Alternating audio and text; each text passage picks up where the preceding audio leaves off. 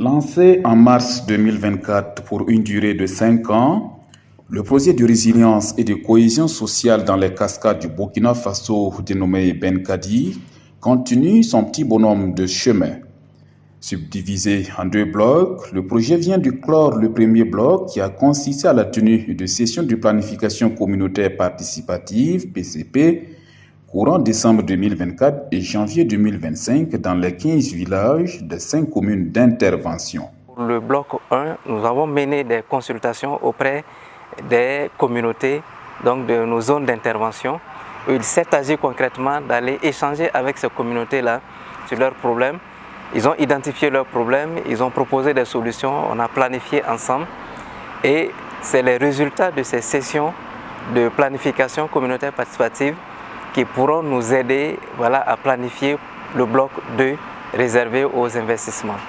Les résultats de ces planifications communautaires participatives ont été examinés et amendés début mars 2025 au cours de 2 ateliers à Banfoura en vue de s'assurer de la cohérence des interventions prioritaires dégagées par les communautés à la base avec les orientations et politiques sectorielles du gouvernement. Nous avons repris ces priorités-là et organisé pendant 72 heures un atelier qui a réuni les services techniques déconcentrés en charge de l'agriculture, l'élevage, l'éducation, l'eau et assainissement, l'environnement et la santé. C'est-à-dire tous ces services techniques nous ont appuyés dans la priorisation de ces besoins-là, c'est-à-dire de ces interventions.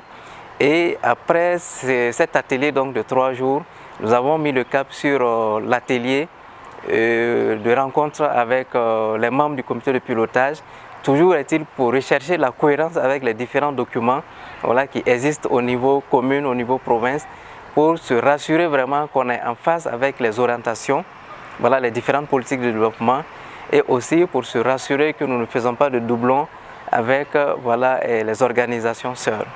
Donc c'est pour dire qu'avec l'ensemble des acteurs des services techniques, c'est pour voir est-ce que les activités qui ont été adoptées, retenues par les populations, répondent aux priorités du gouvernement ou bien sont alignées aux priorités du gouvernement, ou bien ces activités également sont inscrites dans les différents plans stratégiques de l'État pour réaliser les actions de développement que l'État conduit sur le terrain. Ces sessions, qui ont été inclusives et participatives, découlent de la volonté du consortium Benkadi de prendre en compte les besoins des communautés bénéficiaires et notamment les groupes marginalisés et vulnérables.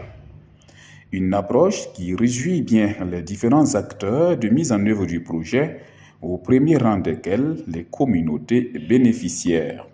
En tout cas, adhérent moi Kosovo. Parce que n'a te kera comme otikan ka anyamo le sigika ambeni bien fone. Peut-être un haklitina dosoro. Mais comme on a doué à la kono. Adhérent moi projet kana o fait kana o kono na ko nyinega.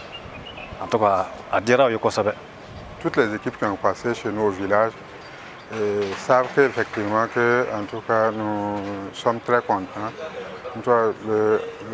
Tout le monde était en mouvement parce que c'était du jamais vu.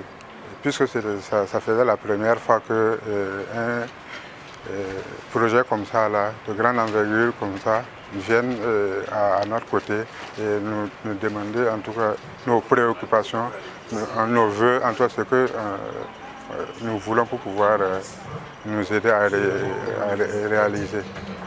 D'habitude, tout est élaboré et le projet vient te dire, voilà, voici ce que nous comptons faire dans votre commune.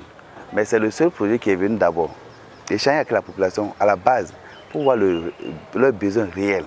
En tout cas, cette approche du projet m'a beaucoup plu, parce que le projet même va voir en tout cas toutes les réalités que ces populations vivent. Il y a effectivement l'implication de la communauté à la base et je crois que ça a été vraiment une très bonne action. Et en ce sens que vraiment, le fait même que c'est eux-mêmes la communauté qui sont impliqués dans la réalisation même de toutes ces activités, donc ça va permettre vraiment de toucher vraiment du fond du doigt les réels problèmes de ces populations-là.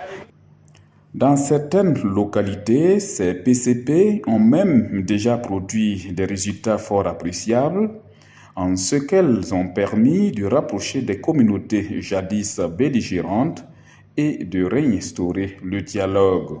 Bon, je ne dirais pas que ça va résoudre. Ça a résolu, puisque avec déjà, avant même que ces trucs ne soient validés, déjà, de façon nous nous frottons aujourd'hui. Ce n'était pas de cette manière les dernières fois, quoi.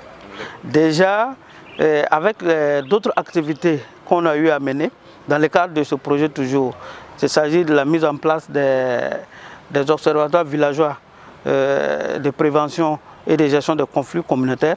Donc, à l'issue de la formation des membres de l'observatoire, en tout cas, il y a des membres en tout cas qui ont dit qu'ils étaient vraiment satisfaits de cette formation et que les outils qu'ils ont acquis au cours de cette formation-là, ils pourraient l'implémenter au niveau des villages, en tout cas pour pouvoir résoudre bon nombre de conflits. Donc je pense déjà que c'est déjà un pas. Chaque jour, c'est devenu un slogan, c'est devenu notre chanson. La résilience, la cohésion au sein des populations, la cohésion au sein des communautés. Donc je crois que ça va véritablement aider nous qui sommes communes et PDS. Au-delà même, nous qui sommes préfets, PDS, chaque jour c'est notre quotidien. Comment ramener la cohésion au sein des communautés et comment véritablement avoir une population résiliente. Donc à travers ce projet, je crois que, comme je l'ai dit, c'est une épine de moins pour nous. Une chose est certaine, les communautés des localités bénéficiaires nourrissent beaucoup d'espoir sur le projet Benkadi et n'attendent que la deuxième phase du projet au cours de laquelle émergeront les infrastructures lourdes. Ce projet va contribuer au renforcement de la cohésion sociale et effectivement à permettre l'accès aux infrastructures sociales de base et à encourager les populations à aller au développement. Et tout en effectivement faisant en sorte que les conflits soient considérablement réduits. Voilà. Et dans cela, nous pensons que effectivement, le projet, s'il est bien exécuté, il permettra quand même à la province vraiment de connaître un développement. Nous souhaitons vraiment que les activités, surtout la réalisation des infrastructures, que les communautés en tout cas ont demandé, si vraiment le projet en tout cas peut faire l'effort en tout cas de satisfaire les communautés, je pense que ça va beaucoup nous soulager. Sidira Djougou est une zone où il y a beaucoup de classes sous paillotes. Si je prends par exemple Baté, depuis lors, Baté a peiné avant d'avoir une classe et ensuite des classes et ça s'est arrêté là. Alors donc ça manquait une troisième classe. Je pense que si le projet venait à réaliser cette troisième classe là, vraiment c'est une épine de moins, quoi. Ce projet même est une solution adéquate qui pourra résoudre beaucoup de problèmes.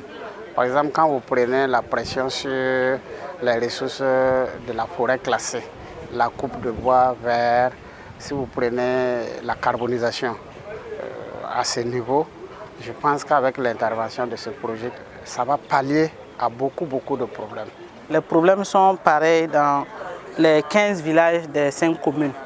Et le problème récurrent, c'est celui de la pauvreté des sols. Voilà, les sols sont devenus de plus en plus pauvres.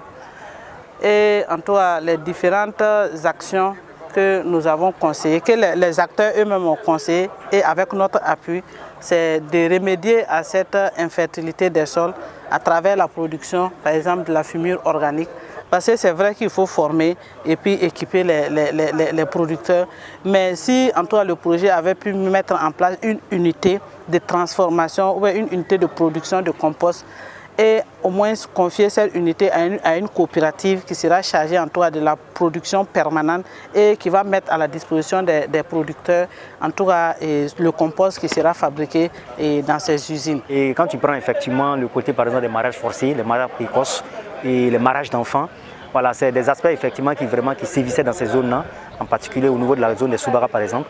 Et je crois que vraiment la venue de ce projet, ça va permettre non seulement à la population d'être engagée aussi pour vraiment de résoudre ce problème, et nous en tant que vraiment acteurs au niveau de l'action humanitaire, ça va vraiment faciliter notre tâche. Quand vous prenez ma commune, la commune de Sidira Djougou, alors les 3 villages d'intervention du projet, alors ce sont des villages très éloignés des centres de formation sanitaire, des centres de santé.